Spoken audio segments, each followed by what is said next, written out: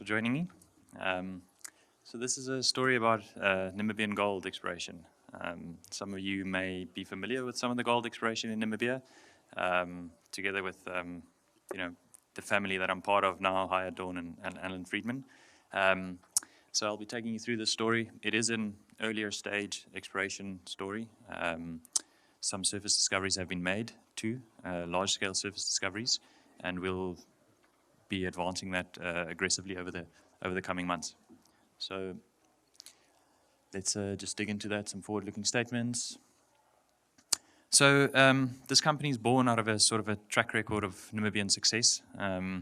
My colleagues there, again, Haya Dawn and Alan Friedman, started Oryx Gold in 2009, sold it in 2011 to B2 Gold, the Otjikoto mine, which is in production and has been ever since. They then founded Osino Resources that made a 3.5 million ounce discovery, sold to Sanjin International in 2024 for $400 million, and subsequently Oryx Copper, which is the current play. And then Ongwe was born. This is sort of the fourth swing in Namibia, and to a large degree is an Osino 2.0.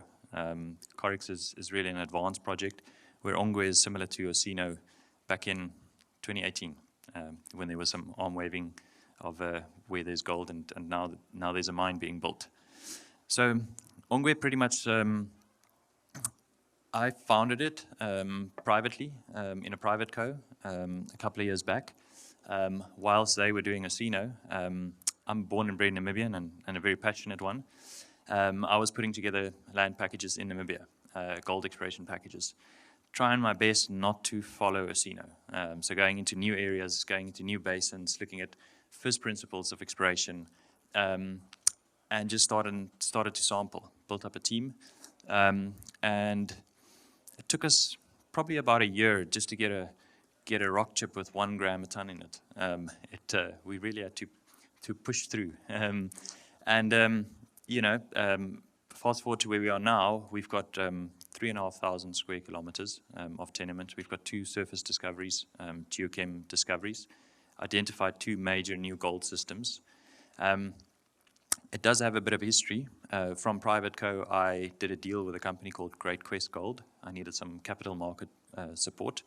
This is a TSXV listed company, and they were going to fund most of the exploration.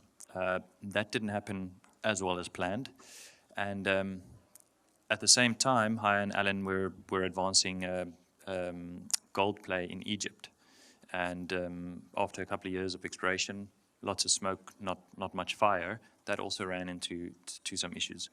So Haya and I and Alan cocked together a plan to get everyone, the whole band, back together in Namibia, and we did a reverse takeover of Lotus Gold, which was a private co, into Great Quest Gold. That took a good couple of months, getting that through the TSXV, and that was finalized, and we started trading 2 weeks ago on the TSXV.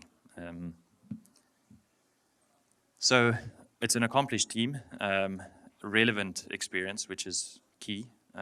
Gold experience is one thing, but having gold experience in Namibia with multiple exits and greenfields discoveries, of which there were 2 in Osino Resources, that's relevant.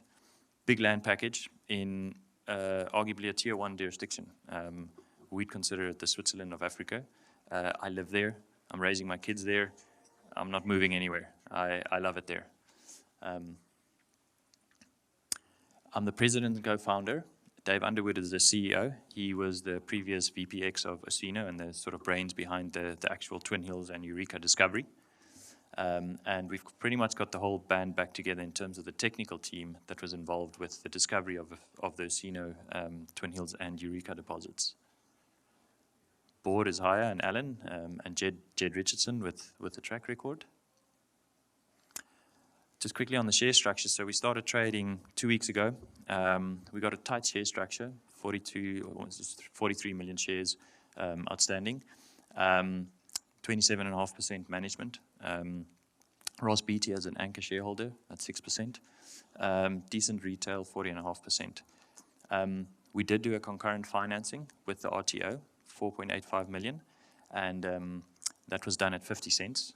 And when we started trading, we We had a good first couple of days, and we got out the blocks and shot up to about $1.39, and we sort of settled at $1.10 now, just under $50 million market cap. We've got 4.85 in the bank. We need to spend about 750 of that on RTO costs, so we've got about 4 million to use over the coming months. So just where we are in Namibia, we're in the northwestern part of Namibia. Those of you that know Hype, that's in the complete south of Namibia with Correct Copper. But we're in the gold district. All those yellow stars, those are the existing gold deposits, and the red stars is where we are. I mean, there's not much more to say about Namibia other than it really is fantastic.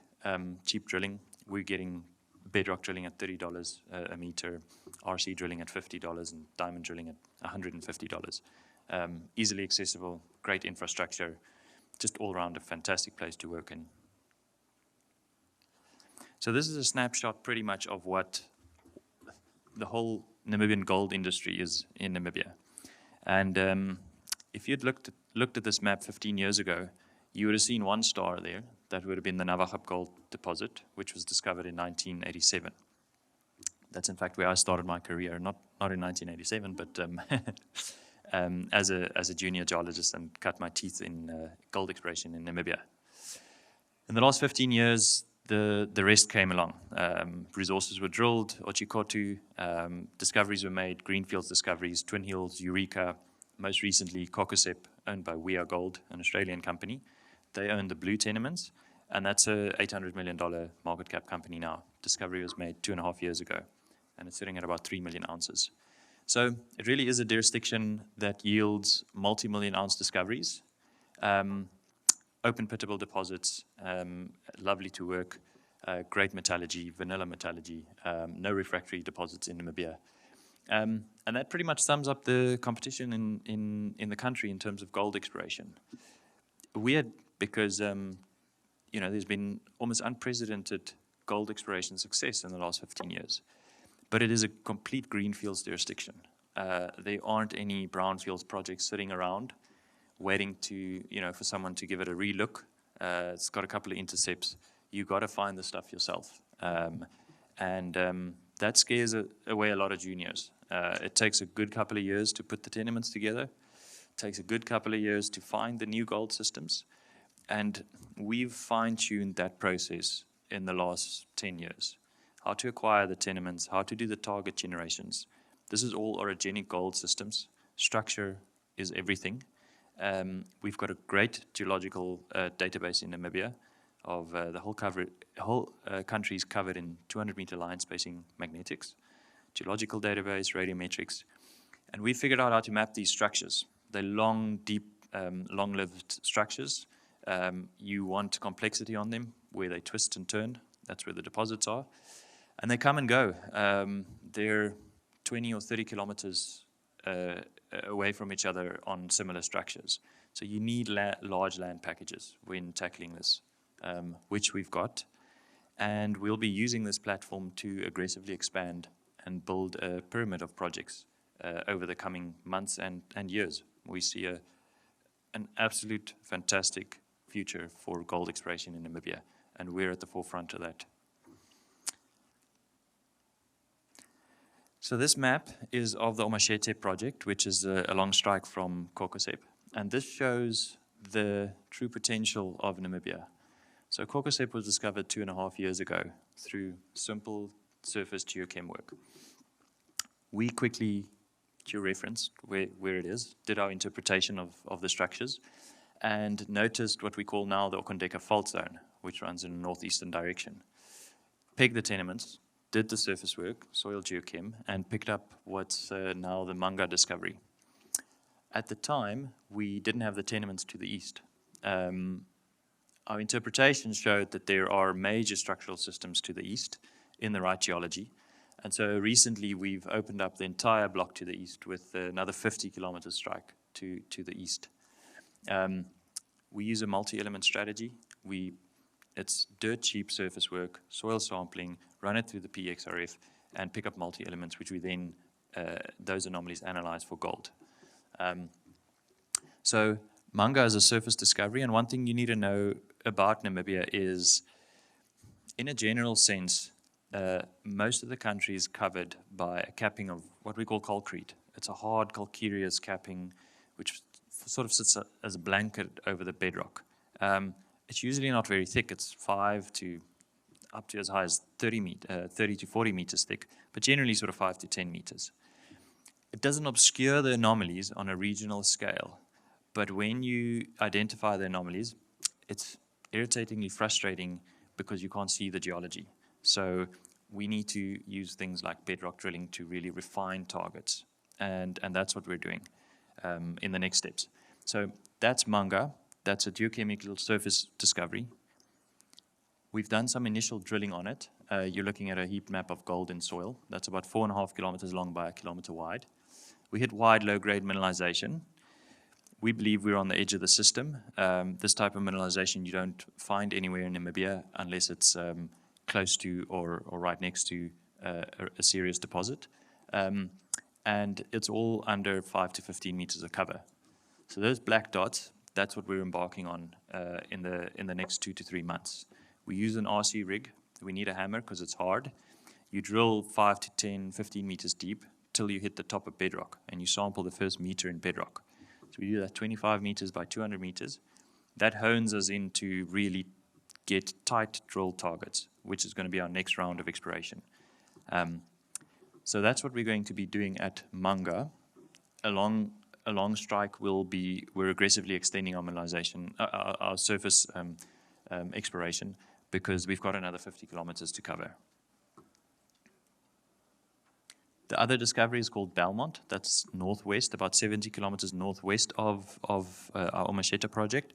And it's a typical orogenic gold system, again, under 5 to 15 meters of cover, big footprint, 12 by 6 kilometers of a surface geochem anomaly with multiple anomalies in there, multiple visible gold samples lying in float. And we've done some scout drilling there on what was sort of sub-cropping quartz veins, intersected 6 meters at 6.85 grams per ton. And that sort of proved to us that we're not kilometers away from the system. At surface, these things can move around, and sometimes they can move significantly. In this case, they haven't moved much. We are in the system, but we need to refine these targets to really do precision diamond drilling. So we're embarking on a big bedrock drilling campaign here. That's the same map, the heat map of gold below, and those brown lines are individual dots, collars of RC bedrock drilling, RC collars. That's been mobilized, so we're about halfway through this program, and after that we'll be moving to our Manga target, doing the same thing. We'll be finishing that we'll be finishing this in the next 2.5 weeks, and then we'll be moving to Manga. That'll take us a month. After that, we'll be finished with the bedrock drilling, and we'll move that into a big diamond drilling campaign. It's typical style, mineralization style of Namibia. We've got quartz veins with sulfides, pyrrhotite, arsenopyrite.